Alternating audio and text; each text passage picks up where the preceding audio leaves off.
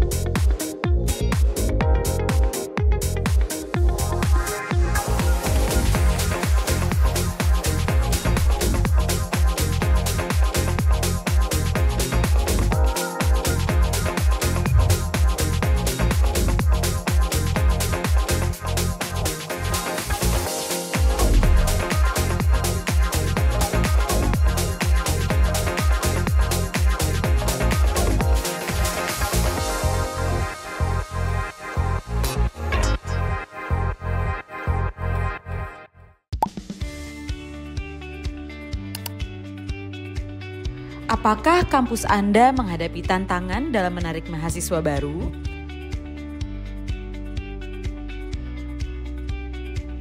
Persaingan ketat antara kampus, perubahan demografi, serta minat pada pendidikan non-formal membuat situasi semakin sulit untuk menarik calon mahasiswa.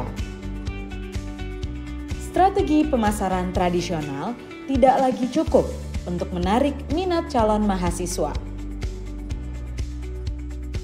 Namun, ada solusi untuk ini. Perkenalkan, Kampus Marketing, new program dari Markclass Institute.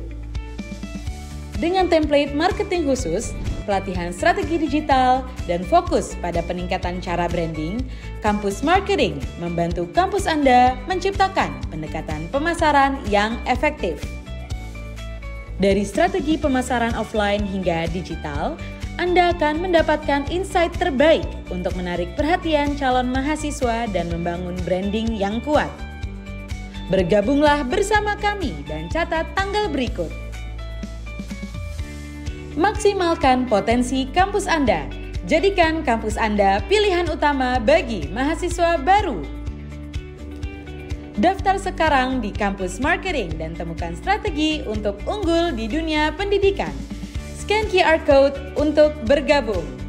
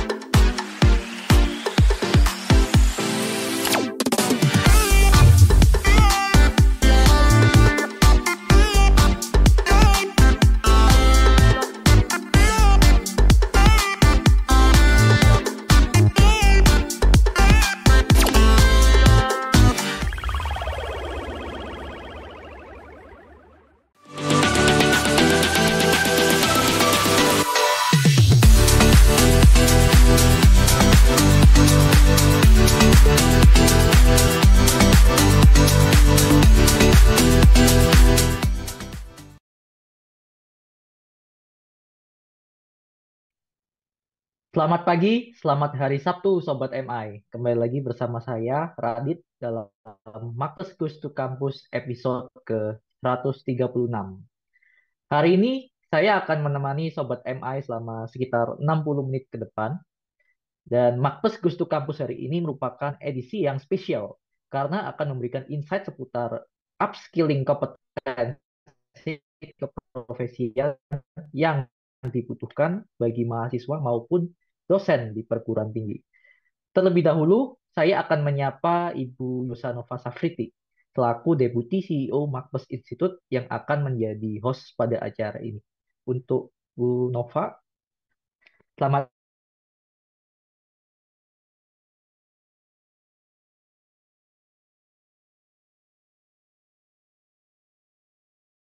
dahulu narasumber yang sudah hadir bersama kita pada hari ini ada Bapak Ridho Wahyudi, selaku pengusaha.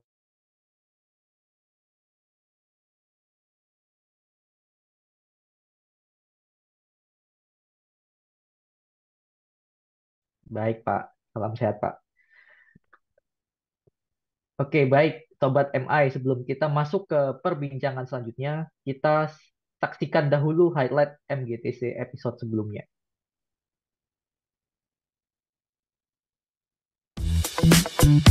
Kembali lagi dengan saya, Alma, dalam acara Marcus Goes to Campus episode ke-135. Creativity ini kita bisa lakukan dengan dua cara berpikir, yaitu divergen dan juga konvergen. Kita bisa melihat suatu fenomena yang terjadi, kemudian fenomena tersebut kita analisis kira-kira apa yang bisa kita tingkatkan dari apa yang sudah kita lakukan saat ini. Atau mungkin ada hal-hal yang harus kita tambahkan yang sebelumnya memang belum ada sama sekali untuk menjawab fenomena yang sedang terjadi. Dalam proses kepemimpinan juga melibatkan hal-hal begitu. Ada ide kreatif, inovasi untuk menjadi lebih baik, kemudian bagaimana kita certified terhadap customer kita, siswa atau customer kita di luar sana. Nah, begitu.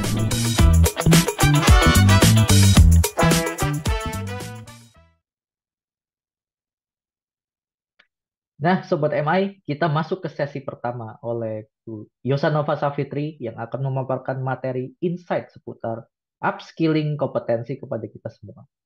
Kepada Bu Nova, waktu dan layar saya persilakan. Baik, terima kasih. Assalamualaikum warahmatullahi wabarakatuh. Selamat pagi, Sobat MI semua. Thank you Radit sudah dibuka dan juga selamat pagi dan salam kenal juga Pak Rido. Ini izin saya mulai mulai duluan untuk sedikit memberikan gambaran tentang usaha-usaha banyak pihak ya di Indonesia, baik itu kampus, mahasiswa-mahasiswi, dan juga korporasi tentang adanya gap sebenarnya kompetensi terutama skill dan kompetensi dari sisi mahasiswa-mahasiswi yang baru saja lulus gitu ya untuk proses penerimaan di rekrutmen untuk bekerja di korporasi-korporasi. Jadi sedikit memberikan gambaran bahwa apa sih sebenarnya gap yang terjadi dan kenapa kita butuh melengkapi skill-skill kita supaya bisa lebih relevan, supaya lebih kompetitif, supaya bisa memperkecil sebenarnya gap antara dunia akademisi dengan dunia bisnis, dunia usaha seperti itu. Jadi dari berbagai macam sumber, analisis dan juga kita interaksi dengan klien-klien dari Makplus, korporasi-korporasi, kami merangkum kurang lebih ada beberapa hal apa sih sebenarnya yang menjadi concern, yang menjadi harapan teman-teman di korporasi dan juga apa yang menjadi apa ya uh, harapan dan ekspektasi apa yang harus dimiliki oleh teman-teman mahasiswa-mahasiswi ketika masuk ke dunia korporasi. Nah, mungkin boleh dibantu beberapa slide ya, saya akan sampaikan. Nah, jadi temanya ini adalah reskilling dan upskilling. Jadi mungkin kalau yang belum pernah dengar sebelumnya, reskilling dan upskilling ini adalah sesuatu hal yang lagi di, diperbincangkan, terutama di dunia korporasi ya, bahwa banyak karyawan-karyawan yang sudah masuk ke korporat ternyata tidak persis memenuhi ekspektasi yang diharapkan ya oleh para leaders tentang skill dan kompetensi. Jadi ada beberapa yang mungkin waktu awal ketika interview kayaknya oke, tapi ketika masuk ke dunia pekerjaan kok tidak seperti yang diharapkan. Dan beberapa situasi juga memperlihatkan em, ada hal-hal yang mungkin konteks-konteks industri yang tidak didapatkan oleh para karyawan, terutama karyawan-karyawan baru. Nah, ini kita mau coba bahas reskilling dan upskilling. Nah, perbedaan mendasar adalah reskilling itu artinya adalah kita menambahkan skill yang mungkin berbeda dari skill kita yang sekarang. Jadi misalnya kalau dulu saya seorang analis data misalnya, yang dimaksud dengan reskilling adalah tiba-tiba ganti haluan nih, bisa jadi seorang marketer atau seorang sales misalnya. Itu reskilling. Jadi berbeda sama sekali gitu ya. Nah, tapi kalau upskilling itu menambah dari yang sudah ada. Misalnya saya sekarang adalah analis data misalnya. Nah, saya menambahkan kompetensi atau skill saya di bidang digital. Jadi bisa juga melakukan analisis data dari data-data digital. Jadi itu perbedaan mendasar antara reskilling dan upskilling. Dan dua-dua ini bisa dimulai pada saat di kampus ya sebenarnya sampai ke dunia bekerja itu masih dilakukan reskilling dan upskilling. Nah, ini kita masuk ke beberapa halaman berikutnya. Nah, ada beberapa alasan kenapa reskilling dan upskilling itu penting, Sobat MI sekalian. Jadi, kalau yang pertama, karena dunia bisnis usaha itu selalu berubah. Jadi, reskilling dan upskilling diperlukan supaya si korporat, si dunia bisnis dengan employees-nya itu bisa mudah beradaptasi. Dan terutama ketika terjadi krisis, banyak skill baru yang dibutuhkan yang dulunya mungkin tidak jadi perhatian, tapi menjadi relevan sekarang. Misalnya contoh, skill pada saat berjualan melalui media digital misalnya. Kalau dulu mungkin seorang sales misalnya, ketika bekerja, yang penting punya komunikasi yang bagus gitu ya, punya negosiasi yang bagus, tapi kalau sekarang juga dituntut untuk bisa punya skill bagaimana cara kita berkomunikasi melalui media digital misalnya. Jadi adaptasi itu penting sekali. Yang kedua adalah supaya tidak melewatkan peluang yang ada di depan mata gitu. Karena kita tahu sendiri ya dinamikanya dari bisnis dan korporasi ini luar biasa. Jadi tidak bisa menunggu kalau ada peluang di depan mata. Nah, sehingga skill-skill yang dibutuhkan harus siap. Jadi ketika ada peluang, misalnya ada opportunity di dunia atau di bisnis yang baru, sektor yang baru, suatu korporasi bisa langsung menangkap peluang tersebut dan menjadikan itu menjadi sebuah peluang bisnis yang memang ada konkret hasilnya.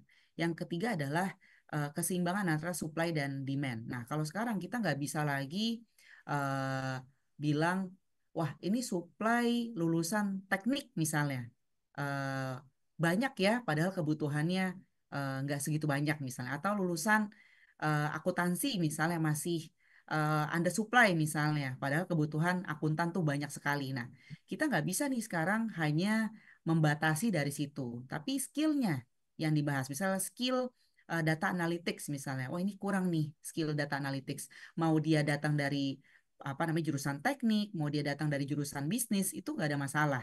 Jadi gap skillnya yang dibahas di era sekarang. Jadi bukan lagi kita kurang nih lulusan-lulusan statistik gitu, atau kita kurang nih lulusan-lulusan dari sisi apa namanya bisnis misalnya. Tapi skill yang dibahas, kita kurang nih skill tertentu yang harus diisi oleh kita-kita ini gitu ya untuk berkontribusi ke dunia bisnis dan dunia korporasi. Dan berikutnya adalah memperkuat perusahaan ketika menghadapi disrupsi atau gangguan-gangguan yang sifatnya tidak disengaja atau tidak bisa diprediksi sebelumnya. Nah, ini penting juga.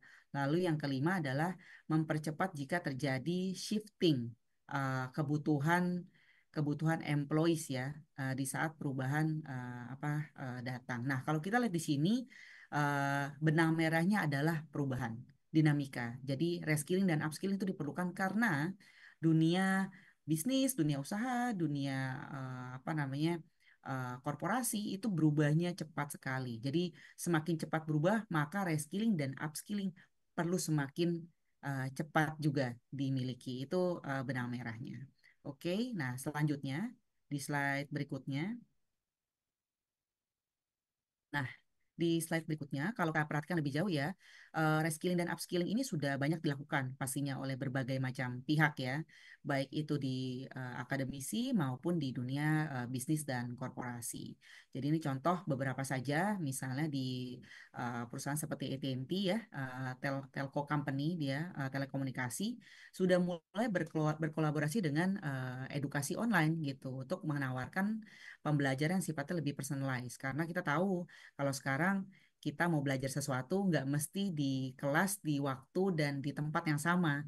Tapi bisa saja kita berada di tempat yang berbeda, waktu yang berbeda, tapi tetap bisa belajar gitu. Nah ini AT&T melakukannya. Dan kalau kita ngeliat di PwC ya, ini mereka bahkan punya aplikasi digital fitness untuk mendorong karyawan-karyawannya memiliki pengetahuan-pengetahuan digital. Jadi ini ada tools yang membantu. Kalau di Accenture misalnya, mereka bikin apa namanya beberapa sesi-sesi yang hybrid ya, untuk mengundang para expert berbicara, memberikan insight di perusahaan di Accenture-nya. Jadi karyawan-karyawannya punya cakrawala yang lebih lebih luas gitu. Di Amazon misalnya, bahkan mereka sudah punya roadmap untuk upskilling apa yang juga melibatkan magang. Nah, ini menarik ya, karena berarti melibatkan teman-teman yang saat ini mungkin masih menjadi mahasiswa-mahasiswi untuk bisa terlibat merasakan bagaimana di dunia korporasi, dunia usaha, dunia industri ketika sudah lulus seperti itu. Nah, jadi sudah banyak yang melakukan korporasi-korporasi. Bahkan di Indonesia pun sudah banyak sekali yang melakukan upskilling dan reskilling di tempat masing-masing. Silakan kita masuk ke yang berikutnya. Nah, di sini ada beberapa pendekatan pastinya ya. Ini kalau teman-teman saya ajak buat apa ya? Buat melihat dari perspektifnya dunia usaha, dunia industri.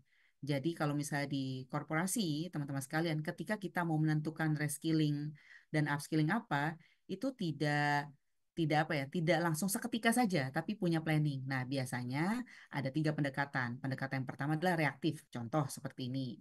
Misalnya, saya perusahaan A, saya punya kompetitor perusahaan B, perusahaan C, perusahaan D. Nah, saya lihat kok perusahaan B, perusahaan C, perusahaan D itu bikin ini ya, apa pembelajaran atau tiba-tiba mentraining karyawannya dalam topik tertentu gitu. Nah, saya sebagai perusahaan A yang merupakan kompetitor gitu ya, saya tinggal meniru saja karena perusahaan yang lain juga melakukan apa reskilling upskilling tertentu gitu ya, atau mungkin kita lihat juga dari demand-nya seperti itu, jadi saya reaktif saja. Jadi saya sebagai perusahaan A reaktif saja mengembangkan skill karena kebutuhan tiba-tiba muncul, entah itu didesak oleh pelanggan customer atau didesak oleh kompetitor seperti itu, reaktif modelnya. Jadi karena karena ada desakan tertentu maka skill-nya dilengkapi seperti itu. Dan itu wajar banget, terutama kemarin pada saat habis pandemi COVID ya, karena berubah tiba-tiba semua orang di upskill, di reskill semua. Prediktif misalnya, kalau prediktif ini lebih apa ya, lebih terencana. Jadi sudah bisa membayangkan kira-kira kayak tadi misalnya di Amazon gitu ya, inisiatif upskilling 2025 sampai 2030 misalnya. Jadi memperkirakan kira-kira kebutuhan skill di masa depan itu seperti apa. Jadi mereka mempersiapkan dari sekarang. Nah, biasanya kalau di kita ya, eh, para leaders yang dipersiapkan seperti ini. Jadi reskilling dan upskilling untuk para leaders dipersiapkan. Tapi tentu saja ada plus minusnya ya. Kalau prediktif berarti ada budget investasi yang disiapkan di depan seperti itu untuk mempersiapkan skill-skill yang dibutuhkan di masa depan. Nah, atau yang ketiga pendekatan lebih dinamis. Artinya dinamis adalah adanya keterlibatan aktif antara karyawan, antara customer juga, antara pihak-pihak untuk menanggapi kebutuhan bisnis yang lebih berkembang. Jadi dynamic ini adalah gabungan antara reaktif dan prediktif yang short term, seperti itu. Itu yang disebut dinamis. Nah, kalau kita di slide berikutnya ya, boleh masuk ke slide berikutnya. Nah, di sini teman-teman sekalian, dari yang tiga tadi, sebenarnya secara secara survei ya, mungkin teman-teman bisa bisa apa menebak yang mana yang paling banyak dilakukan oleh korporasi. Ternyata yang dilakukan banyak oleh korporasi adalah yang reaktif, yang reaktif. Dan kita lihat di sini, walaupun ini sifatnya reaktif, tapi ternyata banyak dipilih oleh teman-teman korporasi ketika melakukan upskilling dan reskilling. Jadi mending reaktif aja deh gitu, karena saya nggak punya budget juga, apalagi kalau masa krisis ya, budget-budget yang paling gampang dipotong adalah budget-budget people biasanya, iya nggak? Kalau budget-budget yang lain biasanya masih dipertahankan, tapi kalau pada saat pandemi krisis kemarin, budget yang paling gampang dipotong adalah budget pengembangan karyawan. Nah, itu yang mungkin dirasakan, mendingan saya reaktif aja deh daripada terlalu terlalu visioner, prediktif, memperkirakan skill apa yang dibutuhkan di masa depan seperti itu. Nah, ini ada beberapa detail tentang pendekatan masing-masing. Jadi kalau reactive approach tentu saja ada benefitnya, skillnya pasti relevan, orang baru desakannya juga baru, jadi pasti relevan skillnya.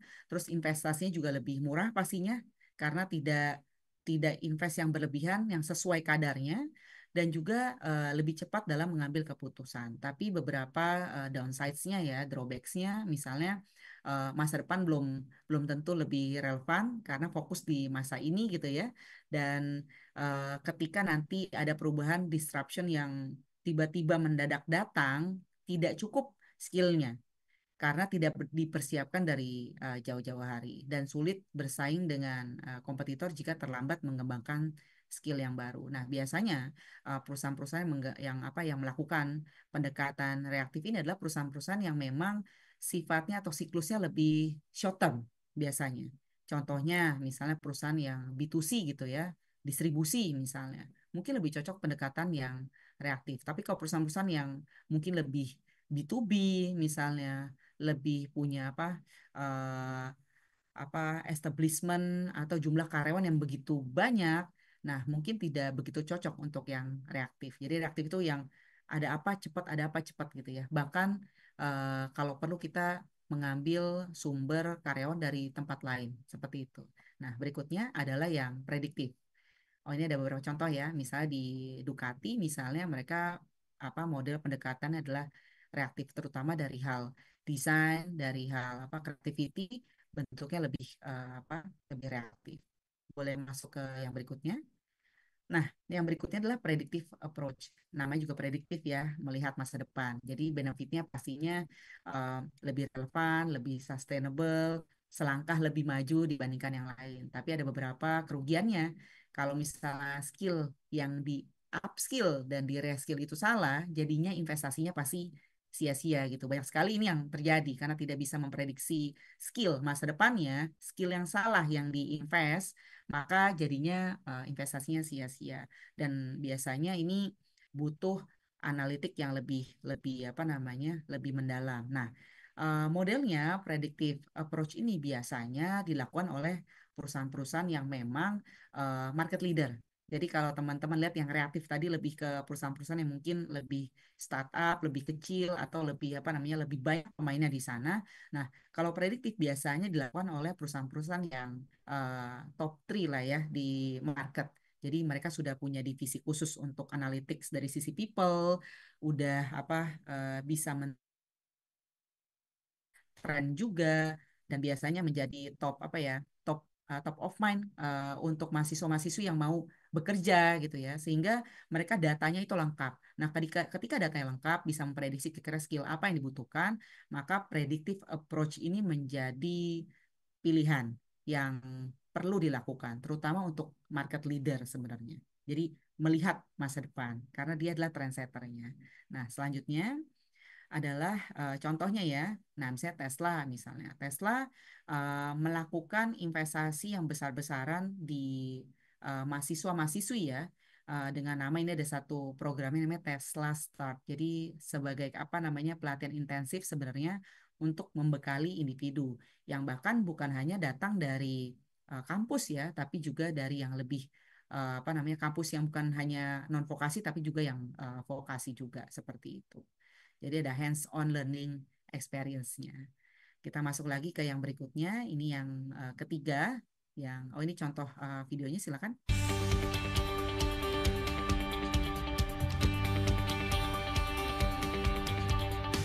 The future of automobiles is electric. By 2030, a quarter of all vehicle sales are expected to be EVs, and Tesla is at the forefront of this revolution. But to get there, we need to develop the service team of tomorrow. Tesla Start is an intensive training program that equips new technicians with the skills and the expertise needed to be successful and grow their careers at Tesla. Tesla Start students are resilient, highly motivated, and committed to creating positive change in the world. Those who successfully graduate from the program are immediately placed in a technician role at a Tesla service center. We're looking for the next generation of change makers to help us accelerate the world's transition to sustainable energy. I would absolutely recommend the START program. If you can be passionate and disciplined, the Tesla START program can certainly open doors for you. You will not regret it. Welcome to Tesla.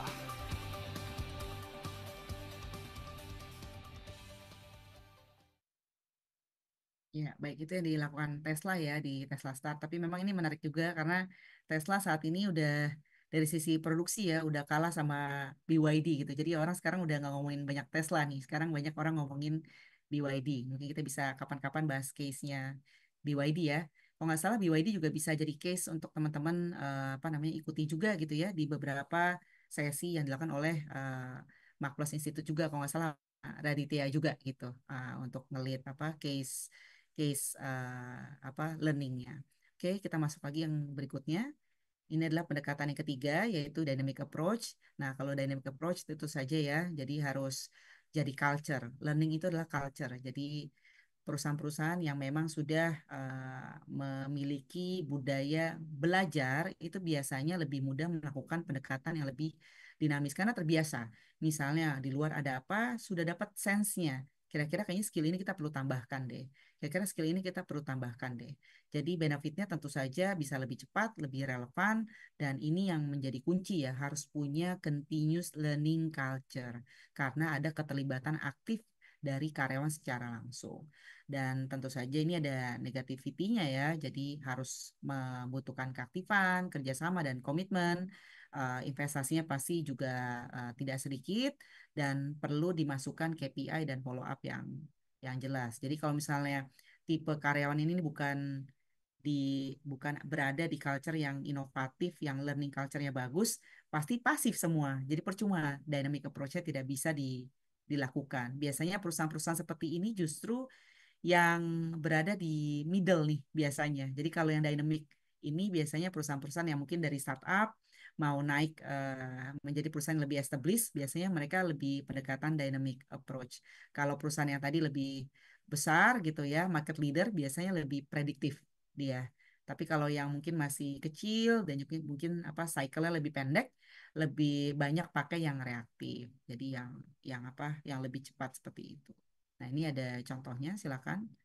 Nah, ini di salah satu financial institutions ya di Eropa.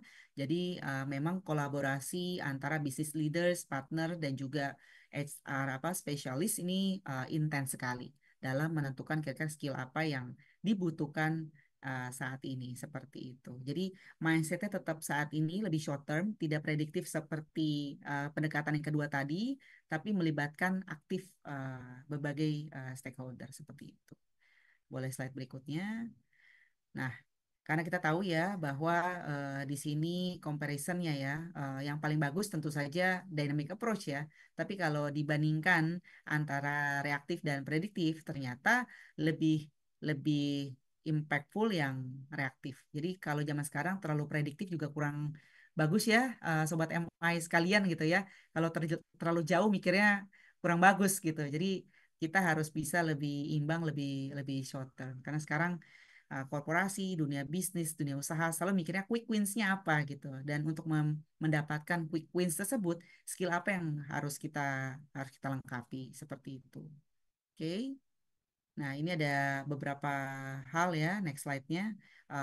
Pendekatannya yang dynamic approach ya. Jadi kita selalu untuk mengidentifikasi skill yang berubah kebutuhannya seperti apa.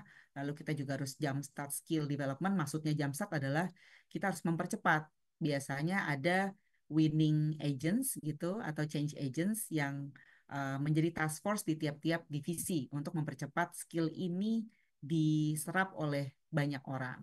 Dan yang ketiga pastinya harus menjunjung tinggi transparansi antara karyawan dan juga organisasinya, seperti itu. Oke. Nah, ini adalah beberapa hal ya yang biasanya ditanyakan menjadi reflection awal bagi teman-teman kita di dunia bisnis dan dunia usaha ya, untuk melakukan reskilling dan upskilling. Harus punya learning canvas-nya seperti apa, target skill-nya seperti apa, existing skill-nya bagaimana, sehingga gap-nya bagaimana, dan kita harus lihat uh, skill accelerators misalnya, karena kita butuh cepat apa sih yang bisa mempercepat skill itu bisa diserap oleh banyak orang gitu ya. Additional skill-nya apa, trainingnya, needs-nya seperti apa, bahkan dilengkapi juga dengan berbagai macam program yang sifatnya lebih eksternal, seperti ada expert connecting program, mungkin kita nggak punya skill-nya, tapi orang lain punya, kita bisa undang untuk datang ke korporasi kita. Nah mungkin itu sekilas tentang gambaran, jadi POV-nya ini POV korporasi ya, POV-nya yang punya bisnis. Jadi teman-teman di sini yang mungkin banyak dari akademisi, banyak mahasiswa-mahasiswa dan juga rekan-rekan dosen bisa mendapatkan gambaran di dunia korporasi itu seperti ini loh cara berpikirnya. Jadi apakah kita bisa berkontribusi untuk memberikan skill yang lebih ready untuk setelah kita semua ini lulus dari dunia pendidikan yang formal. Dan nanti saya yakin Pak Rido ya bisa menyampaikan nih akuntan, ini ikatan akuntan nih. Jadi kebutuhannya pasti beda, dinamikanya apalagi nanti banyak tren dan juga banyak regulasi yang baru yang sehingga reskilling dan upskilling itu wah penting sekali dilakukan. Mungkin itu sementara rekan-rekan Sobat MI sekalian, saya kembalikan lagi ke Raditya. Wassalamualaikum warahmatullahi wabarakatuh. Selamat pagi. Terima kasih Bu Yosanova atas pemaparan materi yang sangat menarik dan insightful. Nah, Sobat MI, sebelum kita lanjut ke sesi yang tidak kalah menarik lainnya, saya ingin menginformasikan bahwa Makos Institute saat ini memiliki program kampus marketing, program yang cocok sekali bagi para tim pemasar kampus atau sivitas kampus lainnya untuk mempelajari strategi pemasaran kampus yang efektif dengan belajar langsung dari para konsultan bisnis dan pemasaran Makplus. Jadi apabila kampus Anda ingin menjadi lebih kompetitif untuk memenangkan hati calon mahasiswa, segera daftarkan diri Anda sekarang juga. Baik, Sobat MI, selanjutnya kita akan menyaksikan perbincangan menarik, pemaparan menarik dari Bapak Ridho Wahyudi, selaku pengurus KASB, Ikatan Akuntan Indonesia, mengenai keprofesian akuntan di Indonesia. Sebelum itu, mari terlebih dahulu kita saksikan tayangan profil dari Ikatan Akuntan Indonesia.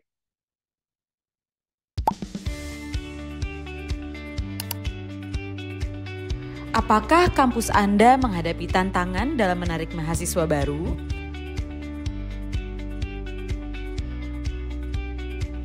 Persaingan ketat antara kampus, perubahan demografi, serta minat pada pendidikan non-formal membuat situasi semakin sulit untuk menarik calon mahasiswa.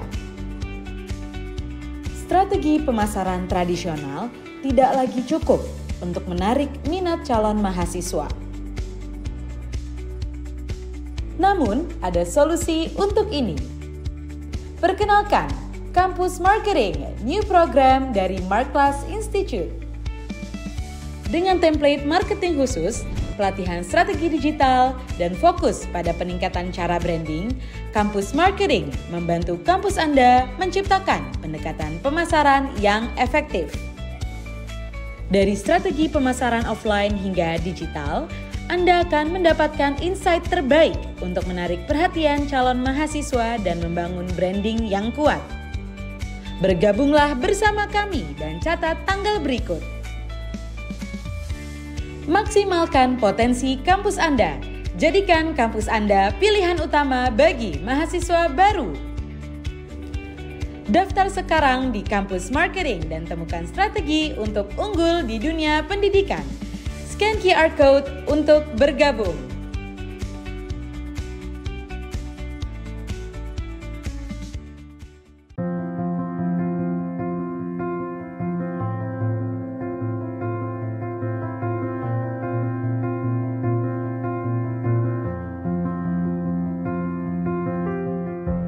Ikatan Akuntan Indonesia, berdiri pada 23 Desember 1957.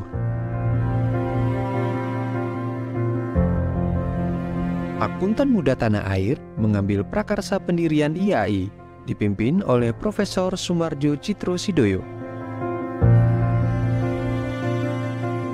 IAI didirikan untuk membimbing dan mempertinggi mutu pendidikan akuntansi dan mempertinggi mutu pekerjaan akuntan.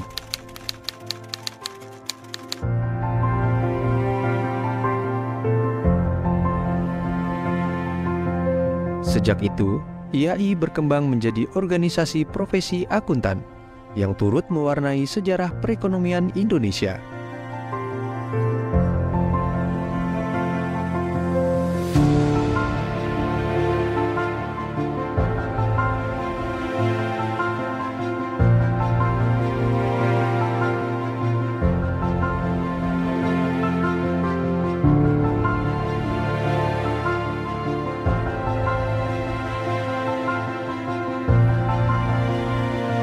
Inisiasi penting selanjutnya adalah ketika IAI mengambil tanggung jawab menjadi standar setter untuk mendukung pasar modal dan dunia investasi Indonesia. IAI menerbitkan Prinsip Akuntansi Indonesia (PAI) dan Norma Pemeriksaan Akuntan (NPA). PAI nantinya berkembang menjadi Standar Akuntansi Keuangan (SAK).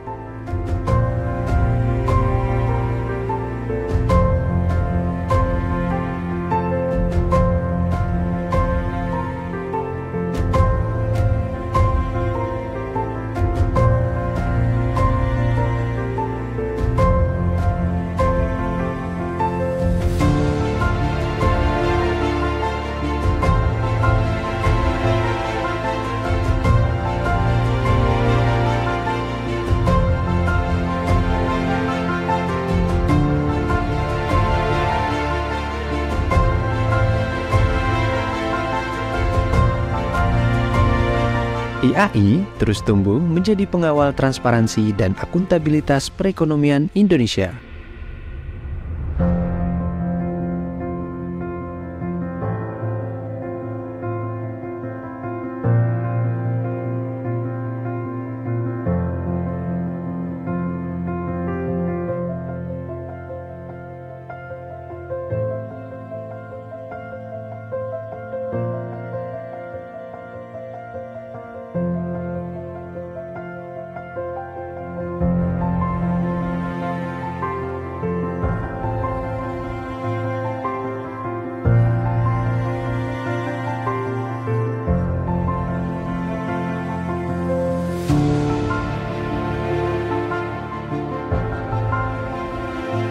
Dalam dinamika global, IAI menjadi pendiri dan anggota IFAC, pendiri dan anggota ASEAN Federation of Accountant (AFA), serta Associate Member Chartered Accountant Worldwide (CAW).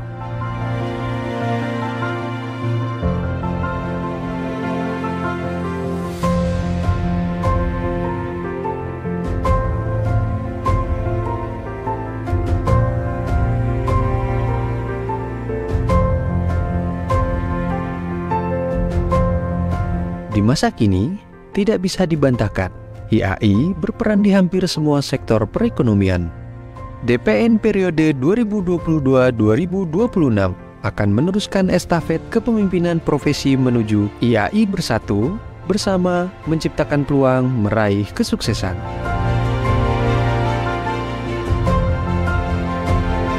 Melalui rencana strategis IAI periode 2022-2026, IAI tumbuh, kuat, dan berkelanjutan.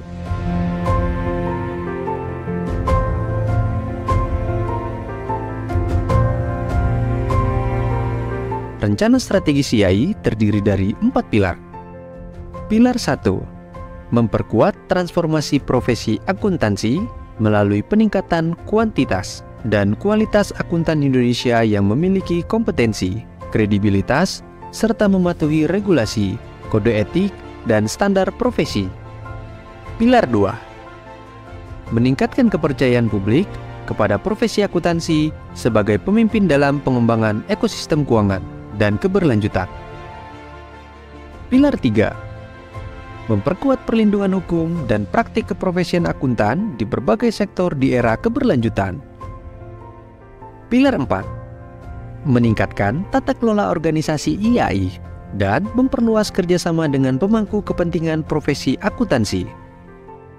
IAI siap mengawal perekonomian Indonesia menuju Sustainable Development Goals.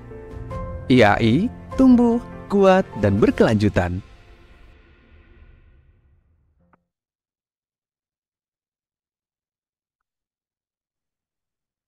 Baik, Sobat MI, tanpa kita berlama-lama lagi, mari kita saksikan pemaparan dari narasumber hari ini. Kepada Bapak Ridho Wahyudi, waktu dan layar. Saya share dulu. Oke. Apakah sudah terlihat, Mas? Sudah, Pak. Silakan, Oke. Pak. Iya. Ini diundang seperti ini, Mbak Yosa seperti ini ya. Orang apa ya, kalau kita istilah di Jakarta ini di kampung Betawi kan ya. Ada orang dari daerah lain main ke kampung orang gitu ya. Terus video profilnya kelihatan banget akuntannya gitu ya. Padahal kita lagi main di lapangannya orang marketing gitu ya. Jadi Bapak Ibu semuanya, rekan-rekan, saya konten, tapi saya akan membawakan slide kali ini dari lebih banyak dari sok-sokan angle-nya lebih banyak dari sisi marketing gitu ya. Jadi dari slide-nya aja kan kontradik ya sama video profil tadi ya, nggak terlalu. Ini agak lebih fancy ya, Bapak Ibu semuanya ya. Jadi saya terima kasih. Assalamualaikum warahmatullahi wabarakatuh. Selamat pagi rekan-rekan semuanya, Bapak Ibu semua. Perkenalkan saya Ridho Wahyudi. Saya akan mempresentasikan mengenai potensi karir di bidang akuntansi.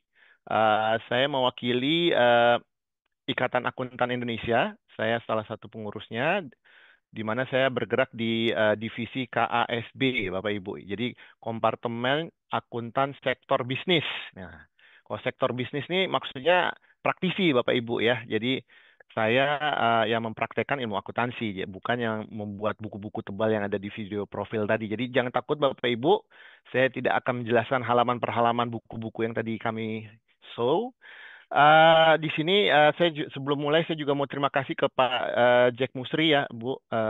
Terima kasih banyak sudah mengundang kami dan Ibu Yosa sendiri, Mas Tinus dan tim ya, Mas Radit ya yang sudah membantu terselenggaranya event ini gitu.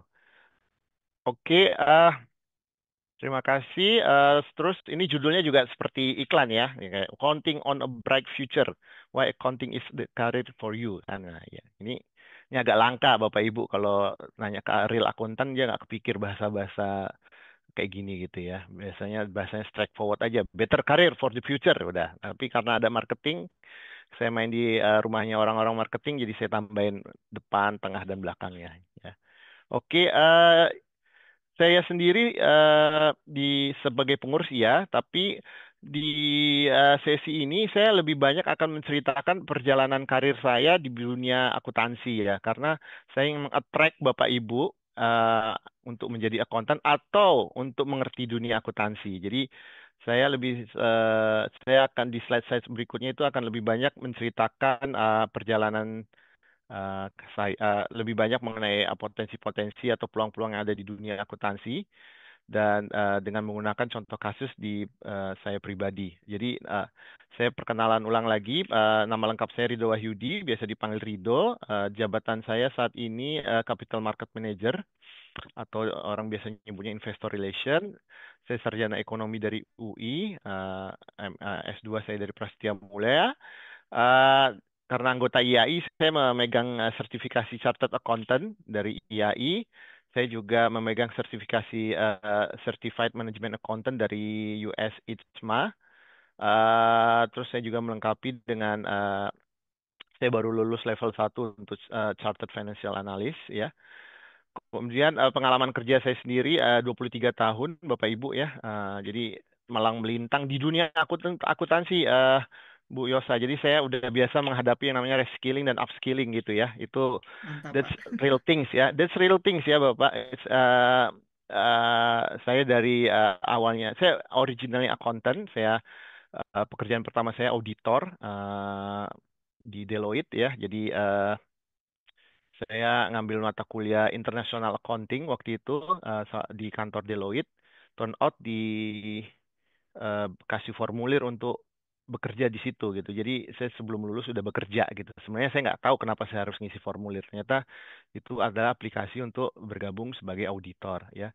Terus malang melintang sana sini dan sekarang saya end up di marketing, Bu Yosa. Mungkin bingung nih, ini salah ngundang nih, ini konten atau marketing? Karena saya sekarang di investor relation ya Bapak Ibu ya. Jadi saya marketingnya orang finansial. Jadi saya marketing untuk perusahaan saya. Saya bekerja di PT Medco Energi. Saya investor relation. Jadi saya marketernya untuk Medco Energi dari sisi finansial. Jadi saya biasa dealing dengan para analis keuangan, ya, potensial investor, potensial baik itu investor hutang, fixed income ataupun saham. Jadi seperti itu. Nah, cuman kenapa kok ngomongnya kayaknya investor relation tapi gambar di kirinya di gurun pasir ya Bapak Ibu ya. Ini saya mau pamer aja Bapak Ibu, saya 23 tahun melintang, saya dari akuntan di kantor pusat, di kantor operasional, sampai ke jurusan finance yang investor relation. Ini adalah foto saya dari tahun 2010 Bapak Ibu, ini di Gurun Sahara. Jadi Medco mempunyai wilayah eksplorasi di Libya. Saya kebetulan 4 tahun di Tripoli, Libya. Jadi saya di 2010 sebelum Civil War ya, sebelum Gaddafi meninggal, habis itu terjadi perang saudara, saya dievakuasi kembali ke Jakarta. Habis itu setelah perang selesai, saya kembali lagi ke Libya. Turn out di 2014 perang kembali, saya dievakuasi ke Tunisia. Jadi kita bekerja dari Tunisia gitu. Tapi sebelum ke Libya, saya juga pernah dapat tugas untuk di Australia ya. Tapi itu hanya 1 bulan gitu. Jadi seperti ini. Jadi saya di dunia akuntansi itu pernah di dunia korporasi, Ibu Yosa ya, di dunia operasional.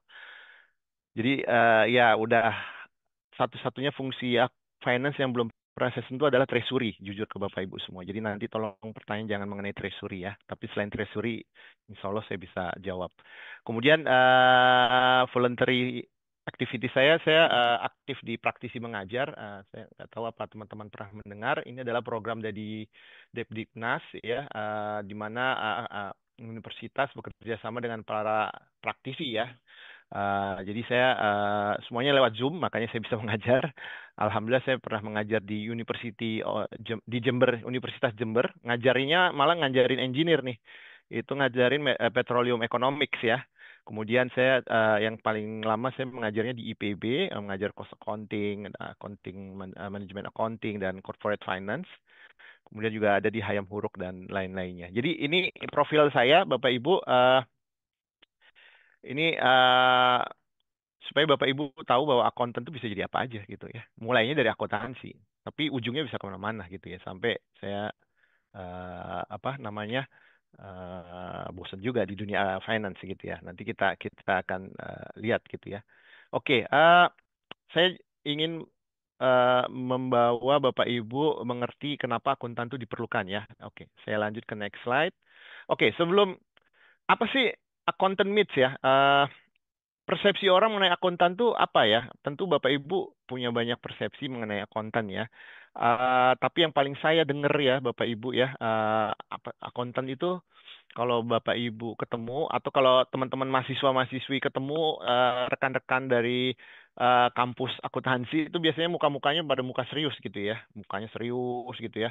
Kacamatanya lumayan tebel gitu ya, jarang senyum gitu ya. Nah, karena kayaknya otaknya mikir terus gitu ya, mikirin angka mulu gitu ya. Itu myth yang pertama yang biasanya persepsi orang yang pertama mengenai accountant. Kemudian persepsi berikutnya, akuntansi itu boring gitu lah. Pasti pekerjaannya itu-itu aja gitu ya. Sibuk mengolah data, mencatat transaksi, nggak seru, boring lah gitu ya. Terus ada persepsi lagi yang berikutnya, nih nggak ada work-life balance nih. Ini mungkin adik-adik mahasiswa belum pernah ngeliat ini, tapi untuk Bapak Ibu yang udah bekerja pasti ngeliat ya, divisi accounting itu biasanya yang ngabisin biaya listrik kantor gitu. Karena biasanya jam 6 kantor udah mulai mati-matiin lampu, di divisi accounting lampunya masih nyala, mereka banyak lemburnya. Kenapa mereka lembur? Karena ada tanggal-tanggal keramatnya Bapak Ibu. seperti akhir bulan untuk tutup buku, untuk bikin laporan keuangan. Atau kalau untuk orang pajak di akhir bulan Maret atau April itu kan sibuk untuk melaporkan SPT tahunan gitu ya. Jadi seperti itu. Jadi dunianya itu kayaknya kalau udah datang tanggal keramatnya itu udah nggak bisa ditolak lah gitu. Pasti lembur, extra work gitu ya. eh Kemudian saya ke bawah dulu, di bawah worknya itu low salary. Ada juga yang bilang, aduh, konten tuh kayaknya gajinya rendah deh ya. Apalagi kalau kita bandingin gajinya itu sama para engineer ya. Karena saya bekerja di oil and gas ya. Engineer, wah ini konten nih gajinya kecil-kecil tapi extra worknya banyak gitu ya. Nanti kita lihat persepsi itu ya. Kemudian recently ada juga persepsi bahwa akuntan itu pekerjaannya akan diambil alih oleh robot gitu ya. Ada yang bilang, wah nih akuntan will dead, the end of accounting gitu kan. Udah ada juga yang nulis buku apa, the end of accounting gitu. Karena in the future everybody will use RPA ya, robot processing automation gitu ya. Atau sekarang ada AI itu semuanya bisa dikerjain oleh itu ya. Jadi itu persepsi ya. Ya, nanti kita lihat benar atau enggak nih persepsi ini ya. Terus yang terakhir masih terkait dengan yang di atas, wah kerjanya pasti back office ya. Eh, Kita nggak pernah jadi fronting person gitu ya, nggak seperti marketer ya, yang di front line, di depan, di garis depan gitu ya. Atau kalau kayak saya di perusahaan minyak seperti para engineer ya, yang di garis depan yang memastikan operasi itu berjalan baik gitu ya. Kita tuh hanya mensupport lah ya, mensupport back office ya. Aduh, nggak ada future deh. Paling ujung-ujungnya nanti paling tinggi karirnya jadi admin gitu ya. Nah, seperti itu ya persepsi-persepsi yang pernah saya dengar gitu. Mungkin Bapak Ibu ada yang relate sama persepsi ini atau ada juga yang ingin menambahkan atau bahkan tidak setuju ya. Nanti kita lihat nih, apa sih sebenarnya konten itu ya Bapak Ibu. Oke, saya lanjut. Nah, karena kata tim Mark Plus, ini audiensnya mostly mahasiswa, mahasiswi, jadi saya pingin apa ya, kita tuh slide saya fun gitu ya, menyenangkan gitu ya, dan saya pingin menceritakan accounting itu sebagai sesuatu yang menyenangkan gitu ya. Apalagi ini presentasinya hari Sabtu lagi ya kan, harusnya saatnya kita untuk istirahat, relax gitu ya, tapi saya salut sama Bapak Ibu semua mau menyediakan waktunya untuk mendengarkan presentasi dari Mark Plus Institute dan saya sebagai tamu gitu. Jadi sebenarnya accounting itu full of fun ya, jadi exciting ya, pasti seru lah gitu ya Bapak Ibu. Accounting itu seru gitu ya. Nggak seperti persepsi-persepsi yang kita lihat tadi gitu ya. Dan accounting itu akan memberikan banyak opportunity buat Bapak Ibu ya. Tentunya Bapak Ibu accounting ini sifatnya profesi ya. Kalau di kampus itu sendiri ada kampusnya sendiri ya, yang mulai dari semester 1 sampai semester 8 gitu ya. Uh, Sedangkan saya akan present ini di hadapan Bapak Ibu yang mungkin backgroundnya lebih ke arah marketing ya, by default atau marketing by intention gitu ya. Tetap menurut saya relevan presentasi saya karena accounting itu walaupun sebagai profesi yang dipelajari secara khusus, itu sebenarnya nggak susah kok Bapak Ibu. Bapak Ibu bisa mempelajarinya dengan mudah gitu ya. Apalagi sekarang banyak kalau di YouTube aja banyak accounting one on one ya. Itu simple accounting ya. Jadi pengetahuan accounting ini mungkin tidak akan jadi profesi Bapak Ibu, tapi perlu untuk Bapak Ibu miliki gitu. Nah, oke, saya akan lanjut lagi ke slide berikutnya. Oke, nah buat yang belum menentukan pilihannya untuk ngambil jurusan apa, atau yang sudah di jurusan yang lain tapi ingin berubah karir, atau di jurusan lain tapi ingin tahu mengenai accounting, ini saya kasih tahu nih, kenapa sih kita perlu memilih accounting atau mempelajari accounting ya. Karena satu yang pasti accounting itu pasti diskusi akan ngobrol mengenai angka ya, dolar, rupiah, atau mata uang apapun, euro gitu ya. Itu akan berseliweran di mata Bapak Ibu ya, kayak di saya berseliweran lah angka miliaran rupiah, triliunan rupiah gitu ya di dalam proses pekerjaan saya sebagai accountant. Tapi sayangnya nggak ada yang stop di saya gitu ya, jadi saya bantu catatnya aja gitu ya. Emang accounting itu tidak bisa lari dari angka ya, jadi bohong itu kalau ada yang bilang akuntansi itu nggak perlu belajar angka, itu bohong Bapak Ibu ya, itu hoak gitu ya. Akuntansi pasti akan ngomong mengenai angka gitu ya. Jadi tepat sekali kalau kami ini disebut sebagai number cruncher ya, jadi pengolah angka gitu ya. Tapi apa yang membedakan akuntan yang bermutu atau tidak itu adalah kalau dia bisa membantu menyelesaikan masalah bisnis gitu ya. Jadi akuntansi ini kan ada karena adanya sebuah usaha gitu ya, ada bisnis gitu ya. Makanya dibutuhkan profesi accounting gitu ya. Jadi accounting ini karena number cruncher, dia bisa menjadi sebagai bagian dari problem solver ya, dengan memberikan insight-insight ya, dengan memberikan masukan-masukan, input-input menggunakan data yang reliable dan teruji gitu ya. Jadi pengambilan putusan itu tidak akan baik apabila tidak disupport oleh numbers ya, atau oleh angka yang aktual atau faktual gitu ya. Oke, karena perannya itu sebagai problem solver ya, tentunya perusahaan akan menghargai itu gitu ya. Ini saya dapat bocoran dari, bukan bocoran, ini Bapak Ibu bisa download sendiri di websitenya page Indonesia Salary Guide 2024 ya. Saya kutip dari halaman 5 sampai 7 itu di dunia accounting, maksudnya di bidang akuntansi, itu saya lihat untuk fresh graduates atau first entry-nya itu gross salary per bulannya itu ada di range dari 18 juta sampai 25 juta. Ini not too bad Bapak Ibu untuk fresh graduates ya. Saya punya pengalaman, punya tim, punya staff ya, lulusan ITB ya, karena saya bekerja di oil and gas, emang didominasi oleh para engineer ya. Itu juga sekitaran itu Bapak Ibu ya. Jadi apa namanya, konten tuh sekarang berarti gajinya udah nggak beda-beda jauh sama engineer. Bahkan kadang-kadang di satu posisi bisa melewatinya untuk fresh graduate gitu. Moga-moga ini memotivasi mbak-mbak dan mas-mas mahasiswa ya, bahwa accounting ini bisa jadi pilihan yang baik gitu ya. Jadi seperti itu ya. Bahkan jauh lebih tinggi gajinya daripada ahli HSE, Health Safety Environment. Mungkin Bapak Ibu pernah dengar ya. Atau site engineer untuk konstruksi. Jadi misalnya ada pembangunan gedung gitu ya, di lapangannya itu yang mengawasi supervisi pembangunan itu gajinya bahkan sedikit di bawah accountant. Jadi accountant itu tidak ketinggalan jauh dari segi benefit dibandingkan profesi yang lain gitu ya Bapak Ibu ya. Karena itu tadi, tapi tentunya harus ini adalah untuk akuntan yang bermutu ya Bapak Ibu ya, supaya bisa mendapatkan range yang di atas yang 25 juta itu tadi. Tentu supaya dia bisa bermutu, dia harus bisa menjadi problem solver ya Bapak Ibu semuanya. Kemudian, nah, profesi accounting ini juga profesi yang salah satu profesi tua Bapak Ibu ya. Mungkin terkenalnya baru sejak revolusi industri ya, kalau Bapak Ibu yang suka baca sejarah ya.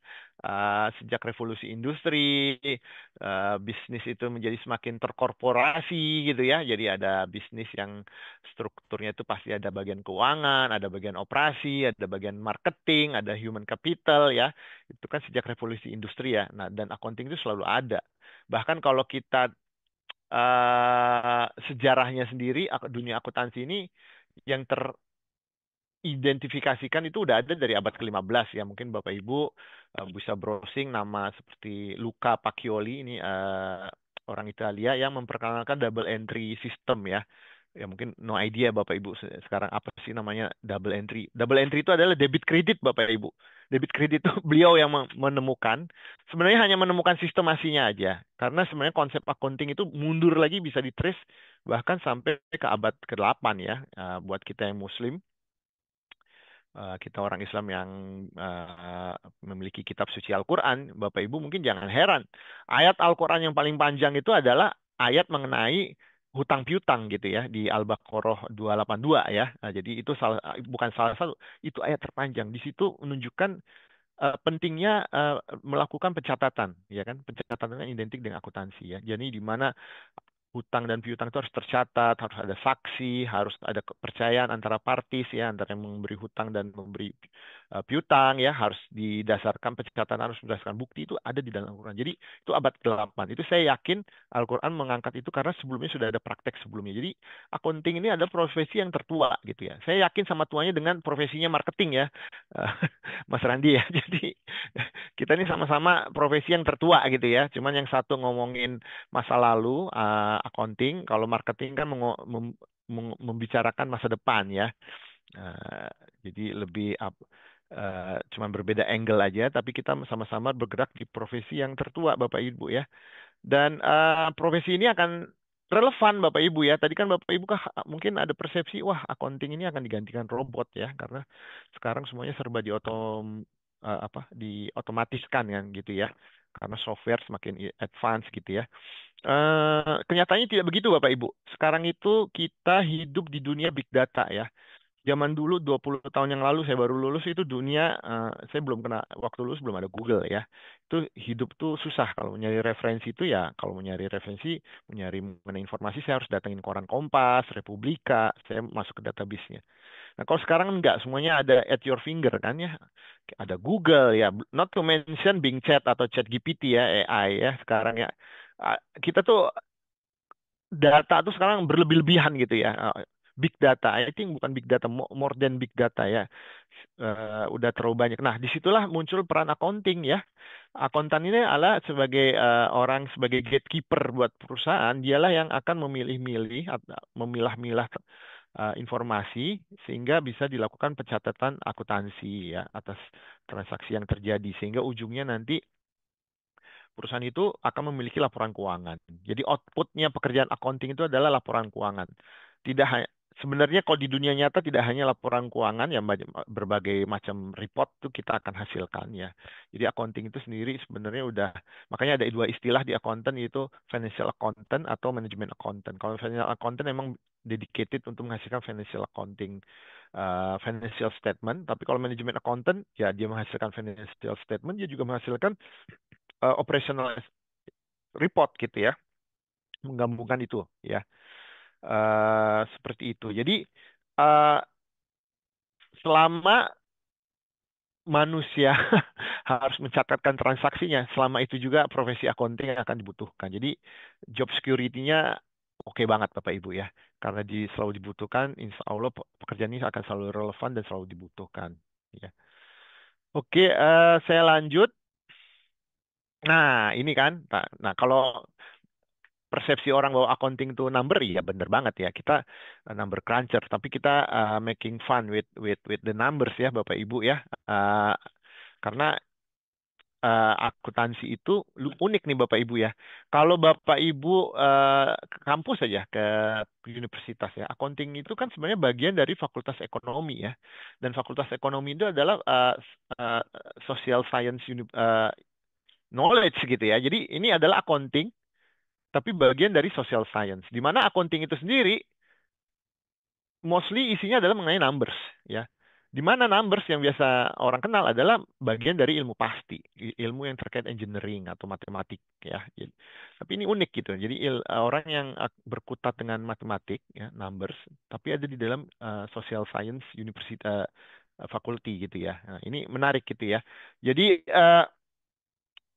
accounting ini walaupun ada di bagian dari ilmu sosial itu mengajarkan mengenai logika ya. Jadi karena kita bekerja dengan angka ya, kita paling gampang men-spot adanya ketidaklogisan ya atau ketidakrelevanan itu dengan mengurutkan angka kan Bapak Ibu ya. 1 2 6 7 8 gitu kan langsung tahu oh ini yang missing ini gitu kan. Nggak logis gitu kan. Atau 6 kali 7 kok 40 bukannya 42 nggak logis. Nah, itu accounting itu ilmu sosial yang paling pasti gitu ya. Jadi kita itu akan ngotak-ngatik data, ngotak-ngatik numbers ya, sehingga kita bisa menangkap hal-hal yang unusual gitu ya. Baik unusual positif maupun unusual negatif. Itu yang disebut insight Bapak Ibu. Jadi kita bisa mendapatkan apa nih dari deret angka ini, dari angka yang dihasilkan seperti ini apa nih insight apa yang kita dapat di sini ya. Nah, di situ akan membedakan antara akuntan bermutu atau tidak bermutu ya Bapak Ibu ya. Jadi bahkan Warren Buffett ya Bapak Ibu, saya berharap Bapak Ibu familiar dengan foto ini ya. Ini adalah Warren Buffett ini investor kawakan dunia ya Bapak Ibu, salah satu investor yang umurnya sudah tua ya, udah di atas 90 dan salah satu orang terkaya di dunia. Salah satu juga orang yang jadi panutan buat para investor saham ya untuk memilih saham apa yang harus diinvest itu adalah Warren Buffett ya. Warren Buffett ini dia mengquote, dia bilang accounting is the language of business ya. Ini penting Bapak Ibu. Ya, ini penting. Bapak Ibu, ya saya pernah bekerja di Libya ya Bapak Ibu ya. Oke. Di kepala Bapak Ibu, saya kesulitan nggak mengenai ilmu accounting di Libya? Saya tidak mengalami kesulitan Bapak Ibu. Accounting di Indonesia sama accounting di Libya ya sama aja. Sama sama aja, nggak ada yang berbeda. Karena apa? Accounting itu language of business. Semua bisnis, baik bisnis di Indo, di Tunis, di London, di Libya, yang even negara kayak gitu, mungkin Bapak Ibu Tanzania, di Afrika sana gitu ya, semuanya sama gitu. Karena accounting itu is the language of business. Kalau Bapak Ibu bisa accounting, Bapak bisa ngobrol di dunia bisnis apa aja, dimanapun itu juga gitu. Masalah saya di Libya bukan accounting ya, masalah saya adalah bahasa Arabnya gitu. Itu lebih bahasa Inggrisnya ya mungkin ya. Seperti itu. Tapi kalau untuk pekerjaannya itu sendiri, saya tidak mengalami masalah. Saya bisa ngerjain yang sama persis di Indo, saya lakukan di Libya. Apa yang saya kerjakan sama persis di Libya, saya lakukan juga di Sydney, di Australia, waktu saya kerja di sana. Itu sama persis. Itu yang membuat nanti saya ada slide-nya, accounting itu bisa kemana-mana gitu ya. Dan harus dikuasai oleh siapapun, termasuk Bapak Ibu yang ingin berkutat di dunia marketing gitu ya. Uh, uh, Accounting is the language of business ya. Jadi kalau Bapak Ibu bisa menguasai ilmu akuntansi, berarti Bapak Ibu bisa menguasai bahasa bisnis. Kalau Bapak Ibu bisa menguasai bisnis, Bapak bisa belajar dan bekerja banyak hal, terutama di dunia keuangan gitu, ya kan? Dan seperti saya sebut tadi, kalau kayak di dunia marketing, Bapak Ibu juga perlu mempelajari accounting. Karena ujungnya bisnis itu apa sih Bapak Ibu? Kita ini bisnisnya rugi atau untung gitu kan? Laba rugi kan, simpelnya seperti itu kan. Kalau Bapak Ibu melakukan effort marketing tapi tidak tahu dampaknya secara keuangan, Bapak Ibu tidak bisa diukur apakah Bapak Ibu itu usahanya itu berhasil atau tidak. Seperti itu. Bapak Ibu silahkan mempraktekkan 4P, 4C, apapun itu ya. Tapi kalau tidak lari ke bottom line, tidak menjadi earnings, tidak menjadi net income, ya berarti usaha Bapak Ibu tidak dihargai oleh customer atau tidak dihargai oleh counterpartnya, misalnya vendor gitu ya. Gitu. Seperti itu. Makanya accounting itu is emas untuk siapapun itu, baik yang akan menjadikannya itu sebagai profesi atau sebagai reskilling or upskilling ya bahasanya Ibu tadi ya. Jadi ini adalah bagian dari upskilling buat Bapak Ibu yang udah berkutat di profesi yang lain gitu ya. Seperti itu. Oke, saya lanjut lagi. Oke, nah accounting itu konten Bapak Ibu ya mungkin lebih banyak seperti tadi kan ada persepsi sebagai back office gitu ya. Udahlah jadi admin aja, catat rapi-rapi ya di dalam buku. Bapak Ibu, saya pernah ke museum gula ya di Colomadu ya kalau nggak salah di Solo ya. Itu cukup besar ya pabrik gula ya dari zaman Belanda yang dioperate oleh keraton ya. Di situ saya melihat ada buku besar ya. Buku besar itu adalah tempat mencatat transaksi keuangan pabrik itu yang dibuat di mungkin sebelum 1920 ya. Jadi waktu itu operatornya masih Belanda ya. Itu Bapak Ibu bisa melihat bagaimana rapihnya orang Belanda itu mencatat semua transaksi itu baris per baris, kolom per kolom ya. Jadi bisa di-trace ya. Transaksi ini terkait untuk apa gitu ya. Tapi akibatnya itu yang membuat persepsi orang mengenai accountant hanya tukang catat gitu ya, gatekeeper gitu ya. Kita sebenarnya accountant tuh more than that. Makanya kita bisa berinteraksi dengan fungsi-fungsi yang lain. Bahkan kita menjadi bagian dari tim untuk menyelesaikan masalah, ya kan? Sangat jarang di dunia nyata. Saya di korporasi cukup lama ya, sampai sekarang saya masih di korporasi ya. Pasti akan melibatkan, kalau udah melibatkan numbers, pasti akan melibatkan accounting. Pasti, itu pasti. Bapak Ibu silakan menjadi CMO, Chief Marketing ya, menjadi Direktur COO, Chief Operator, tetap akan butuh accountant ya. At the end mereka akan tahu inisiatif yang saya lakukan ini biayanya berapa dan impact-nya apa, ya kan? Nah, jadi accountant itu jadi part of the problem solver ya. Jadi oleh karena itu, accountant yang bermutu itu ya pasti more than the numbers, right? Kita itu emang jadi feeder ya, jadi feeder data gitu ya. Kita memberikan data-data yang akurat dan reliable ya. Jadi bukan data asal ngambil aja gitu ya. Dari situ kita akan berikan input-input pada tim ya untuk pengambilan keputusan gitu ya. Ini not to mention bahwa kadang-kadang leader untuk pengambilan keputusan ini adalah accountant juga gitu. Jadi nggak selalu accountant itu hanya support, tapi kadang-kadang juga menjadi leadernya. Karena apa? mereka bisa jadi dipilih sebagai leader karena mereka lebih ngerti impact-nya ke bottom line atau impact-nya ke perusahaan, apakah buat perusahaan jadi lebih maju atau tidak gitu ya. Eh, Terus yang penting juga dari tadi saya ngomong insight ya. Ini kalau Bapak Ibu lihat di sini ada see beyond the number, ini adalah quote-nya Ikatan Akuntan Indonesia ya, saya ambil di sini. Ini this is true ya Bapak Ibu ya. Akuntan tuh nggak hanya talking about the number, tapi kita beyond the numbers ya. Kita itu nggak hanya memprovide numbers, tapi kita provide juga insight gitu ya. Insight itu adalah apa sih?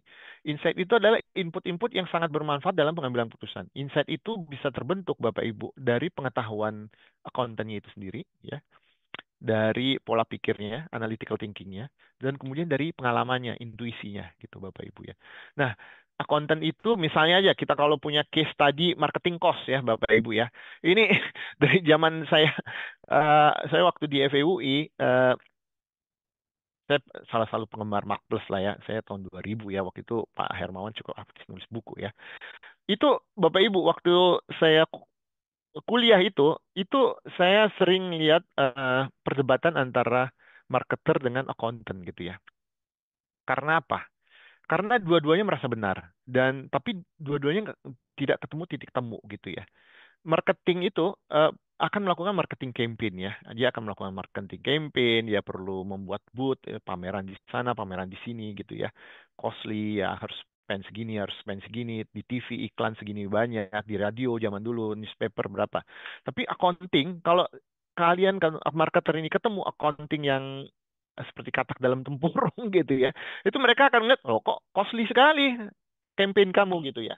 Tapi pas dikasih feedback sama akuntan, so kalau kita spend segini banyak ya, sekian miliar ya, apa yang akan kita dapat buat perusahaan? Apa returnnya gitu? Kadang-kadang marketingnya karena nggak familiar dengan numbers, dia nggak ngerti. Ya pokoknya dari pengalaman hidup saya, ini pasti kalau mau sukses, mau dikenal banyak orang ya kita harus branding kayak gini, harus marketing kayak gini gitu, ya kan? Nah terjadilah disconnect antara dua orang, si buta dan si tuli. Si marketing yang nggak ngerti accounting dan si accounting yang nggak ngerti marketing. Nah terjadilah pertarungan kayak gitu. Nah itu kisah-kisah dulu sebelum saya lulus di tahun 2000 ya, itu sering terjadi. Eh, Makanya sekarang IAI itu at least dari pihak kami sebagai accountant, kami itu harus see beyond the numbers. Kami harus melengkapi diri kami dengan pengetahuan-pengetahuan yang lain. Makanya setuju banget tadi kami sendiri profesi harus melakukan upskilling gitu ya, upskilling ya. Supaya kita bisa berdialog dengan siapapun itu juga ya Bapak Ibu. Karena kami itu gatekeeper Bapak Ibu. Kalau saya di dunia oil and gas ya Bapak Ibu ya. Ah, di dunia oil and gas Bapak Ibu, itu ada rule of thumb untuk menemukan minyak ya. Khususnya di Indonesia ya. Bapak Ibu tentu udah tahu situasinya. Setiap mengebor 10 sumur, itu paling ketemu 2 ya Bapak Ibu. Jadi rule of thumb-nya itu 20% change gitu ya. Bapak Ibu mau tahu, kalau di darat ngebornya, itu ongkosnya cuma 10 juta US dollar. Ya, jadi berapa tuh? Anggaplah pakai 15.000 ya, 150 miliar satu sumur itu ya untuk ngebor gitu kan. Tapi kalau di laut, apalagi laut dalam ya, seperti laut yang di arah Laut Aru gitu ya, itu at least satu well itu 100 juta US dollar. Apakah pasti ketemu? Belum tentu ketemu minyak, Bapak Ibu. 100 juta US dollar untuk sesuatu yang change-nya hanya less than 20% gitu. Gimana akuntan itu perusahaan itu anggaplah itu Shell atau Exxon Mobil menjustifikasi effort si orang operation ini, orang drilling ini itu bisa dibenarkan, tidak akan merugikan perusahaan. Gimana Bapak Ibu? Karena ini kasus yang sama seperti Bapak Ibu masang placement media di TV-TV gitu. Itu kan jutaan miliaran gitu kan, hanya untuk 2 detik iklan. Gimana kalian ini, kita profesi yang berbeda ini bisa saling menjustifikasi, ya kan?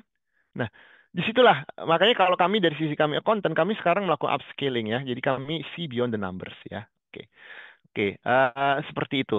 Nah ini oke. Nanti saya akan kembali yang mengenai itu, tapi saya mau global opportunities ini dulu ya. Konten itu Bapak Ibu, kenapa bisa kerja di seluruh dunia? Kan tadi udah clear ya. Karena accounting itu dimanapun sama gitu. Maaf ngomong Bapak Ibu, kami konten bahasanya sama seluruh dunia karena kami standar akuntansinya itu udah terjadi harmonisasi, bukan standarisasi, harmonisasi. Makanya kami sudah ada International Financial Standard Board ya. Jadi all over the world ya beda-beda tipis lah, ya kan standar accountingnya. Itu yang membuat kami bisa bekerja dimanapun ya. Mungkin kalau marketing tergantung kan. Kalau saya sukses di Jawa Timur di Surabaya untuk jualan dulu Pak Hermawan kan dari Sampurna ya. Karena dia ngerti geografinya di Sampurna ini kayak gini. Tapi mungkin kalau pindah misalnya kayak ke Bapak Ibu ke Tripoli, ke Libya tempat saya, kita jualan rokok kretek, apakah akan laku di sana? I don't think so. Bapak Ibu, saya pernah bawain oleh-oleh ke teman saya di Tripoli, Libya, itu jarum super Bapak Ibu. Ya, saya bawain sekotak jarum super ke dia. Saya kasih ke teman saya. Pas dia ngisep, ya, ini bukan iklan rokok ya, saya juga nggak ngerokok ya.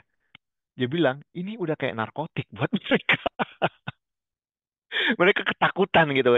Itu mereka bilang itu untuk pertama kalinya mereka menghisap rokok kretek yang sangat apa ya, bikin mereka fly. Karena kalau di negara-negara situ rokoknya itu apa? Marlboro, ya kan? Camel yang aduh nikotinnya tuh sangat sedikit karena ini saya talking 2010 ya. Europe very advanced on nicotine level ya, tapi di Indo kan belum kan. Nah, very apa ya strong ya. Jadi buat mereka wah ini saya nggak suka, ini too strong buat mereka ya. Nah maksud saya itu kayak gitu tadi. Nah berarti kan konsep pemasarannya di Libya dengan di Indo beda ya, karena taste customernya beda gitu ya kan. Nah seperti itu. Nah jadi global accountant tuh yang bisa bekerja di mana aja gitu ya Bapak Ibu ya. Overseas assignment kayak saya sendiri, saya mengalami overseas assignment yang permanently over assignment saya at least 3 kali di Aussie, di Sydney, di Tripoli karena Medco punya block exploration di sana, dan Tunisia sebenarnya by chance ya karena yang di Libyanya perang saya diungsikan ke sana, jadi saya kerja dari sana. Nah, not to mention sekarang saya di investor relation, ketemu investor ya saya rutin Singapura, KL itu rutin lah, Hong Kong sekali itu rutin ya karena financial center di sana semua ya kan. Jadi kita accountant bisa bekerja mobile seperti itu ya. Jadi nggak benar ada persepsi accountant tuh accounting job is boring. Behind the desk 8 to 9 p.m. 8 a.m. to 9 p.m. ya. Hanya istilahnya kalau dulu kalau ada reality show yang nunjukin apa sih kerjaan accounting itu ya hanya kerja di meja aja gitu. Itu akuntan yang nggak bermutu, maaf ngomong ya, sorry to say. Kita tuh akuntan itu sekarang tuh harus mobile gitu ya. Kita harus mengerti fungsi-fungsi yang lain. Nah, jadi seperti itu ya. Kita akuntan itu jangan takut untuk berkompet ya. Karena isu kita nanti bukan masalah hard skill-nya ya, bukan accounting skill-nya, tapi paling soft skill. Apakah kalian tipikal sukanya harus pulang kampung, nggak kuat saya 2 bulan di Libya nggak ada hiburan gini-gini, nggak kuat saya di Timur Tengah, dunianya laki-laki semua nggak ada wanita di luar, nggak ada nggak, atau saya takut kerja di Singapura karena bahasa Inggris saya nggak bagus. Itu udah masalah lain, itu one thing ya, silakan kalian develop sendiri, tapi core accountingnya itu akan kepake di mana sama aja, believe me. Saya udah ke accounting standard yang paling terbelakang ya, maksudnya maaf ngomong ya, kayak di Libya tuh itu mereka ketinggalan. Itu aja kita bisa catch up, dan saya juga biasa dealing sama London ya, yang very advanced, atau US karena dulu Medco juga punya aset di Gulf of Mexico ya kan. Ya. Sama aja Bapak Ibu. Debit kredit juga gitu ya. Sama aja ya. Textbooknya mirip-mirip juga sama gitu. Jadi itu yang membuat profesi accountant itu bisa bekerja di mana aja, dan uh, ini memudahkan banget ya. Jadi seperti itu ya. Moga-moga teman-teman paham ya kenapa accounting itu bisa dapat global opportunities ya. Nah, ini juga persepsi yang mungkin harus diperbaiki ya. Banyak konten itu karena so serius ya, kayak Joker bilang di film Batman kan, why so serious gitu kan. Konten itu kan mukanya serius gitu kan ya, jarang networking, makan di meja, nggak makan siang turun ke kantin atau kemana food court gitu ya. This is not the case ya. Accounting itu sebenarnya enak sih teman-teman, karena kita bahasa bisnis ya. Kita bisa ngomong sama siapa aja. Mau bankers bisa, karena ujung-ujungnya kan numbers kan, financial numbers. Kita ngomong sama vendor untuk beli barang-barang, alat, tawar-menawar harga bisa, karena ujungnya numbers kan, ya kan. itu yang membuat sebenarnya profesi accounting ini tuh ngasih kesempatan kita untuk networking ya. Kayak saya sendiri gitu. Saya awalnya dari accountant, tapi turn out sekarang saya jadi investor relation, marketingnya perusahaan untuk dunia untuk finance gitu ya. Ya saya relationship di mana-mana gitu ya. Nah, tapi dan yang paling penting juga profesi accounting itu punya banyak organisasi ya. Eh, yang di Indonesia yang terbesar adalah Ikatan Akuntan Indonesia, which is saya salah satu pengurusnya. Kemudian di US CMA, Certified Management Accountant, ya. Di Australia ada CPA Australia. Atau di luar lain di dunia accounting ada juga yang terkenal CFA, Chartered Financial Analyst Institute ya. Ini juga di dalam kurikulumnya juga menggunakan ilmu accounting. Jadi uh, nggak rugi mempelajari accounting karena akan memudahkan Bapak Ibu berdialog dengan siapapun yang Bapak Ibu temui, gitu ya. Networking, ya ice breaking tuh seperti ice breaking kayak misalnya yang di layar ini bapak ini nanya lagi panas ya, lalu habis itu bisa berkembang kemana-mana. Kayak gitu juga accounting ini kayaknya kayak saya sekarang di investor relation ya, wah ini kok brand perusahaannya Prayogo Pengestu kok sahamnya naik tinggi banget, wah habis itu bisa terjadi dialog yang seru gitu ya. Jadi bisa networking dan networking ini juga karena profesi accounting ini banyak bisa juga untuk sharing knowledge gitu ya. Kalau kita punya case di sini bisa tanya-tanya teman-teman yang di other side apakah pernah case yang kayak gini juga gitu ya. Termasuk juga kita dengan sering main ke profesi yang lain seperti CFA. Ini kan sebenarnya nggak murni accounting, dia lebih ke valuation gitu ya. Atau main ke marketing Mark Plus Institute Bapak Ibu ya, ke tempat Bapak Ibu yang sekarang saya berada ini ya. Itu juga juga tempat yang bagus untuk networking gitu ya, supaya kita tuh mengerti the other side gitu ya, karena dunia ini konflik, karena intinya konflik ini terjadi adalah ketidakpahaman, tidak saling mengerti gitu ya, nggak ada yang namanya mutual understanding.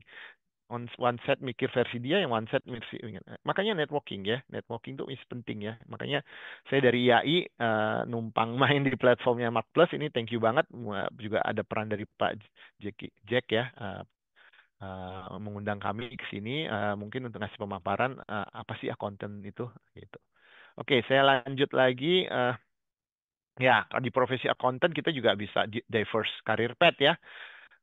Bapak Ibu ya, bahkan dari akademisi ya bisa kalau Bapak Ibu ingin di kampus jadi cost accountant, business analyst, auditor, treasury, name it ya. Saya sekarang kalau di luar itu saya corporate finance manager pernah juga, saya corporate planning senior manager, saya komersial senior manager, saya pernah juga, dan sekarang saya end up di investor relation gitu ya. Jadi apa namanya diverse career path ya Bapak Ibu ya. Di dunia keuangannya aja kita bisa kemana-mana gitu ya. Not to mention nyebrang ke fungsi yang lain, misalnya di marketing gitu. Tapi atau di operation ya. Mungkin agak susah karena ada boundaries yang mungkin kita nggak bisa jam. Misalnya kayak operation, saya nggak paham tuh kalau mau ngebor itu pakai pipa yang berapa inci gitu itu, atau mata bornya yang ukuran berapa, itu saya nggak terlalu paham gitu ya. Tapi at the end kalau mereka menghasilkan report saya bisa analyze gitu ya. Gitu. Jadi ini bisa memberi kesempatan kita untuk diverse career path ya Bapak Ibu ya. Bahkan kalau di sini dibilang kita ada non-profit juga ya. Kalau Bapak Ibu ingin aktif di kegiatan sosial ya, misalnya kalau misalnya nih kegiatan masjid nih Bapak Ibu, pasti siapa nih yang bisa di kerja keuangan nih? Oh ya udah jadi bendahara, udah pasti itu konten. Atau di yayasan apa gitu. Siapa nih yang biasanya nih? Oh konten akan pasti bendahara gitu kan. Jadi ilmu accounting itu perlu Bapak Ibu kuasai juga supaya Bapak juga bisa aktif di dunia non-profit ya, charity gitu-gitu ya. Mohon maaf Pak Rido, waktunya sudah Iya, habis Pak. Mungkin bisa dipercepat dan oke. diakhiri Pak ya. Oke, continuous learning ya, ini upskilling tadi ya. Seperti saya pribadi, saya sendiri biasa membaca buku-buku marketing, buku-bukunya Pak Hermawan ya, dari Mark Plus ya, STP gitu ya, macam-macam saya juga baca. Jadi itu baguslah kita antar profesi saling mempelajari profesi yang lain gitu. Impactful career path standar, oke ya inilah. Jadi Bapak Ibu yang berminat untuk berprofesi sebagai accountant, masa depannya cerah, job security-nya itu juga terjamin. Bapak Ibu nggak akan bekerja di boring job, kreativitas juga dituntut di sini gitu ya. Dan pekerjaan ini cukup menjanjikan secara benefit ya. Karena dengan menguasai ilmu akuntansi, Bapak Ibu bisa merambah karir-karir yang menghasilkan banyak benefit seperti investment banking gitu ya, sebagai konsultan gitu ya. Jadi cukup baik untuk maksudnya cukup menjanjikan untuk dijadikan pilihan. Nah, sekarang ada titipan sponsor, Mas Moderator, Mas Randi, sebentar ya. Nah, ini Pathway menjadi akuntan profesional ya Bapak Ibu. Kami dari Ikatan Akuntan Indonesia ini sebagai organisasi resmi yang menaungi akuntan Indonesia ya. Kami ada sertifikasinya juga ya Bapak Ibu ya. Kayak saya tadi Chartered Accountant ya Bapak Ibu. Kalau saya karena lulusan tua, saya otomatis lulus UI langsung dapat Chartered Accountant. Tapi buat sekarang teman-teman adik-adik harus berproses ya, mulai dari BFA juga dulu ya, Business Finance Associate, habis itu naik ke Associate CA, habis itu bisa jadi Chartered Accountant kalau adik-adik nanti punya pengalaman kerja 3 tahun gitu. Dan ini diakui juga oleh profesi yang lain seperti CPA Australia, ACA ini very strong in UK, ICPA, SIMA ini very strong in US, and ini juga strong in UK. Jadi PET-nya seperti ini Bapak Ibu ya. Maksud saya kalau ngeliat sertifikasi tentu Bapak Ibu atau adik-adik ngeliatnya waduh capek lagi nih belajar, tapi worth it Bapak Ibu ya. Karena dengan Bapak Ibu membeli Chartered Accountant, Bapak Ibu tuh di-recognize, dan sertifikasi ini bisa dipakai untuk Bapak Ibu dimanapun bekerja ya. Maksudnya di Europe, di Australia gitu, atau di US ya. Kalau Bapak Ibu punya gelar ini, Bapak Ibu berarti tersertifikasi dan bisa untuk bekerja di wilayah-wilayah mereka juga. Jadi begitu saja dari saya. Kalau butuh informasi lebih lanjut, silakan main ke sosial media kami, ada di LinkedIn, Facebook, YouTube, Twitter, Instagram. Kantornya juga ada di Menteng, silakan main. Tadi untuk lebih jauh menjadi anggota IAI bisa di website kami, bisa dipelajari lebih jauh, atau nanti bisa juga menghubungi pengurus ya, kan nanti ada chat ada WA chat juga di website. Itu aja dari saya. Terima kasih untuk kesempatan yang diberikan. Saya kembalikan kepada moderator.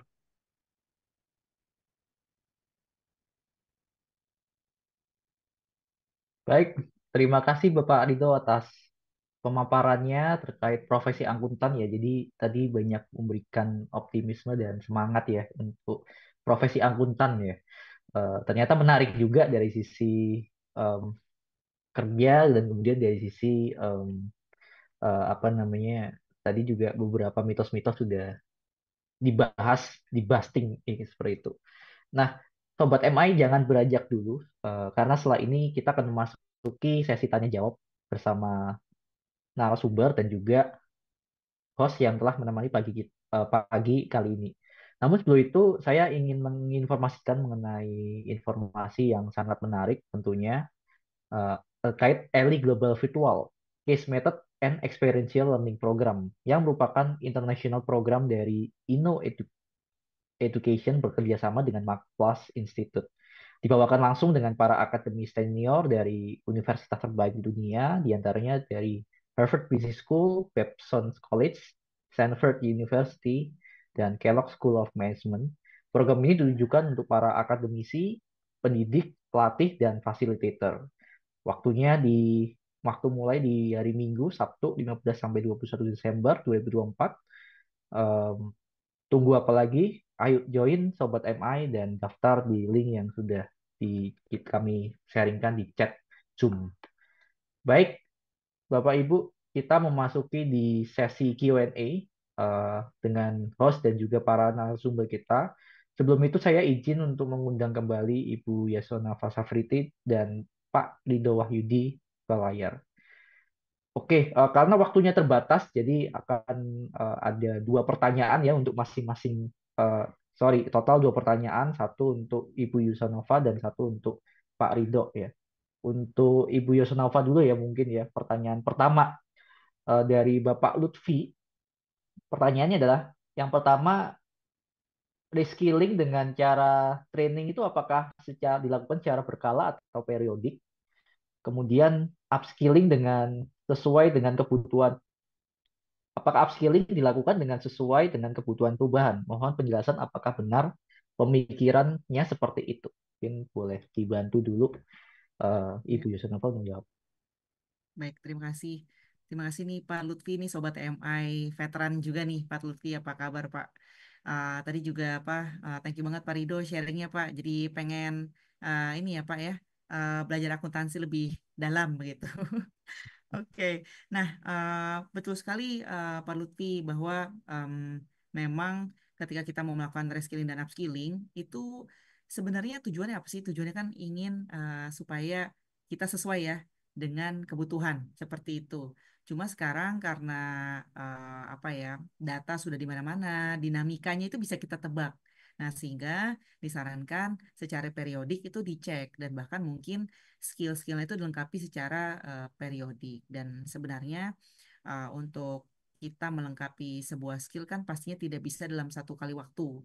Misalnya kita akan training 1 hari selesai seperti itu, tapi perlu adanya pendalaman-pendalaman sampai di level praktik seperti itu, sehingga skillnya itu benar-benar bisa membantu kita untuk bisa lebih kompetitif di market. Apalagi saya tahu betul juga Pak Lutfi kalau nggak salah penggiat apa namanya fasilitator juga, jadi pasti memahami betul bahwa sebuah skill itu harus diasah terus-menerus dan ketika memang kebutuhannya sudah berubah, maka cara kita dan skill yang harus dilengkapi juga harus berubah. Misalnya contoh kalau kita sales misalnya, kalau dulu kita sangat fokus di apa di sifat yang lebih offline gitu ya. Terus ada call center misalnya.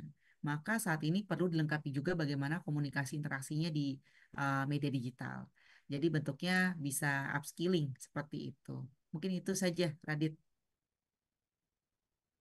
Baik, terima kasih atas jawabannya Bu Yosanova. Kita beralih ke pertanyaan berikutnya. Eh, Pertanyaan ini ditujukan untuk Pak Rido ya. Ada pertanyaan dari Pak Jerry dari Polbangtan Yoma. Pertanyaannya adalah yang pertama, akuntansi jurusan favorit tentu terkait dengan penghasilan yang cukup tinggi. Apakah menurut Pak Rido sesuai dengan pengalamannya demikian ya? Dan yang kedua, terkait pendidikan akuntansi tentu memiliki kurikulum atau mapel utama. Bisa diinfokan mata pelajaran atau kuliah apa yang menjadi backbone-nya akuntansi? Silakan Pak Rido untuk bisa menjawab dua pertanyaan. Iya. Oke, ini pengalaman ya. Saya jawab dari pengalaman ya. Eh, saya pertama kali sebagai akuntan tuh 4 tahun pertama kerjaan saya itu kan sebagai auditor ya di Deloitte ya. Eh, Biasanya kalau di accounting itu kita tuh gajinya emang ada 2 komponen ya. Satu yang bulanan kita fix akan terima. Satu lagi lembur gitu. Jadi dengan lemburnya itu kadang-kadang gaji kita bisa ngalahin manajer kita gitu ya. Tapi seperti itu ya. Jadi benar, benefitnya akan besar, Mas. Dan jangan takut. Ada yang komponen fix dan komponen variabelnya. Sepanjang yang penting Mas pikirin adalah gimana nanti kalau jadi akuntan itu menghasilkan output kerja yang bagus gitu aja sih. Ya, kalau masalah benefitnya berapa ya tentu beda-beda ya. Tapi kalau dari survei kan tadi kita lihat gross yang paling kecil adalah di 18 juta gitu ya. Dan yang tertinggi ada di range 25 juta ya. Tentunya itu case by case ya. Tapi saya yakin Page is salah satu institusi yang cukup reputable untuk memberikan survei gaji gitu ya. Kemudian untuk core mata kuliah accounting ya, yang core sekali Bapak Ibu adalah accounting principle ya. Jadi prinsip-prinsip akuntansi ya. Kalau di UI itu ada 2 semester itu harus dikuasai, itu pengantar prinsip akuntansi. Itu enak belajarnya ya. Maksudnya gampang lah accounting dijelaskan secara gampang. Cuman kalau mau agak advance sedikit harus ditambah financial accounting ya. Di situ belajar yang buku-buku tebal tadi standar akuntansi itu macam-macam. Plus satu lagi manajemen accounting ya.